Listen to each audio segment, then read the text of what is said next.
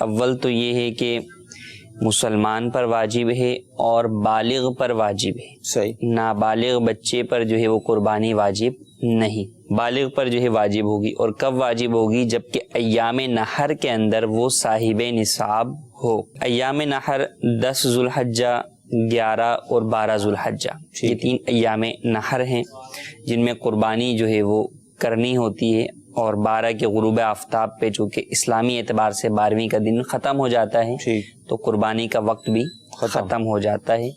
10 ذوالحجہ کی صبح صادق سے جو ہے وہ یہ وقت شروع ہوتا ہے. جو قربانی کے وجوب کا تعلق ہے اس میں ایک یہ کہ مقیم کے اوپر قربانی واجب ہے. صحیح. مسلمان ہے، بالغ ہے، لیکن مسافر ہے تو اس پر قربانی واجب نہیں. مقیم ہے تو قربانی واجب ہوگی. نصاب کے اعتبار سے یہاں 2 باتیں خیال رکھنا ضروری ہیں. ایک نصاب ہے زکوٰۃ کا، صحیح، 7.5 تولہ سونا اور 52.5 تولہ چاندی.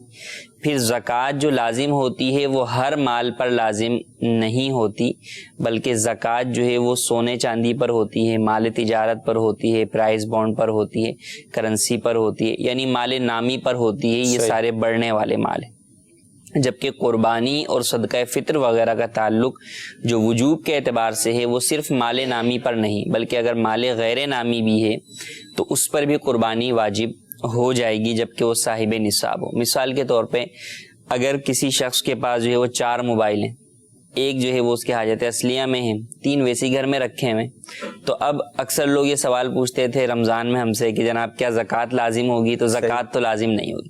لیکن اب اگر ان 3 موبائلوں کی قیمت جو ہے وہ 52.5 تولہ چاندی کو پہنچتی ہے جو کہ آج کل بہت کم آ چکی ہے، 33,600 کے قریب ہے، تو اگر اتنی پہنچتی ہے تو قربانی اس پر واجب ہوگی. اللہ اکبر. اسی طریقے سے صدقہ فطر بھی اس کے اوپر لازم ہوا تھا. تو اس بات کا اسی طرح گھر کے اندر بہت سارا سامان ہے. خواتین کی جانب سے یہ سوال رمضان میں آتے تھے کہ جناب شادی کے بھاری جوڑے ہیں، کیا ان پر زکوٰۃ ہے؟ کہا زکوٰۃ نہیں ہے، لیکن اب موقع آ گیا قربانی کا. صحیح. تو اب وہ چیزیں ہو گئیں. اسی طرح گھر کا جو اضافی جہیز کا وہ سامان جو استعمال میں آتا ہی نہیں ہے، بالکل ہی فارغ ہی پڑا ہوا ہے، حاجت بھی نہیں ہے اس کی، اب وہ سامان اگر ان سب چیزوں کی مالیت 52.5 تولہ چاندی کو اس وقت پہنچتی ہے تو آپ پر قربانی واجب ہو جائے. تو ان باتوں کا خیال. اسی طرح گاڑیاں ہیں، زیادہ گاڑی ہے، ایک گاڑی استعمال میں ہے، ایک زائد ہے. اسی طرح گھر ہے، گھر سے متعلق سوالات ہوتے تھے کہ جناب کرائے پر گھر دیا ہوا ہے یا کرائے پر نہیں دیا ویسے خالی پڑا ہوا ہے، تو کہا زکوٰۃ نہیں ہے، خالی پڑا ہوا ہے. تو کرائے پر بھی ہے تو مالیت پہ نہیں تھی، صرف کرائے پر تھی. لیکن اب جب قربانی کی باری آئی ہے تو اس صورت کے اندر وہ گھر اگرچہ خالی پڑا ہوا ہے یا جو ہے وہ گھر جو ہے وہ کرائے پر ہے اور اسی سے اس کی آمدن نہیں ہے بلکہ ذرائع آمدن اور بھی ہیں، تو اب اس صورت میں گھر کی آمدنی کو نہیں بلکہ گھر کی مالیت کو دیکھا جائے. اگر مالیت نصاب کو پہنچتی ہے تو اس صورت میں قربانی واجب ہوگی.